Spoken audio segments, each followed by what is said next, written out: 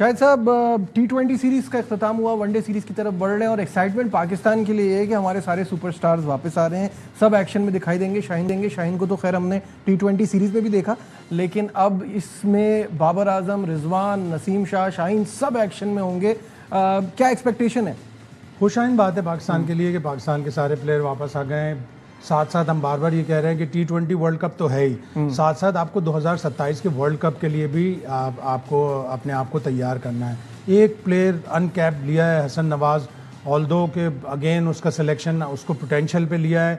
अगर आप उसके लिस्ट ए के मैचेस देखें तो 5 मैचों में 120 रन हैं, 45 के करीब कोई हाईएस्ट, यानी उसका लिस्ट ए में कोई इतना बड़ा किरदार नहीं रहा और इतने मैचेस भी वो नहीं खेला। लेकिन अगेन टैलेंटेड प्लेयर है, अगर वो रुक कर खेलेगा, 50 ओवर्स की क्रिकेट को 20 ओवर की क्रिकेट की तरह ट्रीट नहीं करेगा तो यकीनन कामयाबी मिलेगी। तो पाकिस्तान को एक आध दो प्लेयर ट्राई करने पड़ेंगे ताकि आप उस 2027 के वर्ल्ड कप की तरफ जा रहे हों तो आपको पता हो कि आपके 3-4 प्लेयर और आपने इस 1-1.5 साल में ट्राई कर लिया। अच्छा, इसमें अभी थोड़ी सी एक वरिंग तो नहीं, क्योंकि ऑपोजिशन भी कोई इतनी सख्त नहीं है, लेकिन फ़खर जमान का ना होना, उनकी रिप्लेसमेंट की क्या खबरें हैं, क्या चल रहा है?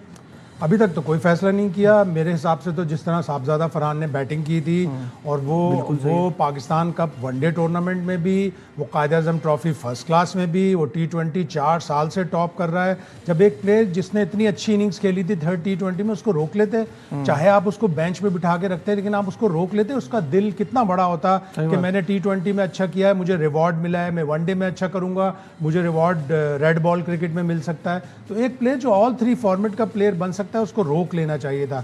लेकिन अब मैनेजमेंट की, सिलेक्शन कमेटी की बात है, हो सकता है वो साइम अयूब और अब्दुल्ला शफीक से तीनों मैच खेल लें या किसी मैच में ओपन हसन नवाज से ट्राई आउट कर लें उसको। लेकिन बताना पड़ेगा कि T20 क्रिकेट का और 50 ओवर का क्या फ़र्क है। और अगेन ऑपोजिशन इतनी स्ट्रांग नहीं है, हम मुसलसल 10 वनडे सीरीज उनसे जीते हुए, तो मुझे भी देख के हैरानी हुई कि हम मुसलसल 10 सीरीज जीते हुए और वेस्ट इंडीज़ से हम वेस्ट इंडीज़ में 4 आखिरी सीरीज जीते हुए, एक शायद ड्रॉ हुई है।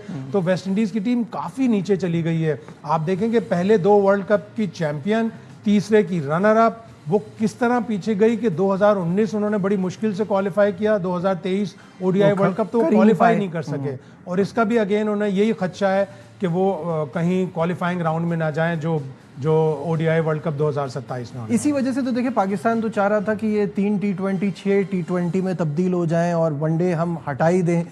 उनका प्रेशर था क्योंकि वो अभी से चाहते हैं कि उनकी रैंकिंग बेहतर हो जाए। वो 10वें रैंक पे हैं वनडे में और पाकिस्तान 4थे पे, तो उनको लगता है एक हायर रैंक टीम को हराकर हमारी 2027 के वर्ल्ड कप की क्वालिफिकेशन का रास्ता थोड़ा आसान हो लेकिन चूंकि शेड्यूल पहले से तय होते हैं, उन्होंने सीरीज भी बेची हुई थी, टिकट भी बेचे हुए थे, तो बहुत देर से शायद पाकिस्तान क्रिकेट बोर्ड को जाग आई। इसी तरह की एक सीरीज 2017 की चैंपियंस ट्रॉफी से पहले ट्राई सीरीज थी, वेस्ट इंडीज, जिम्बाब्वे और पाकिस्तान। तो अगर वहां पाकिस्तान हारता तो पाकिस्तान को चैंपियंस ट्रॉफी नहीं मिलती। तो नजम सेठी साहब ने उससे बड़ी चालाकी से, बड़ी होशियारी से, बड़ी अक्लमंदी से, चालाकी तो खैर लफ्ज़ सही नहीं, अक्लमंदी से उन्होंने बड़ा फैसला किया कि हम उस ट्राई सीरीज में नहीं जाएंगे और उनको क्रेडिट जाता है कि पाकिस्तान चैंपियंस ट्रॉफी में गया और फिर चैंपियंस ट्रॉफी जीती पाकिस्तान। बिल्कुल बिल्कुल ऐसा ही है।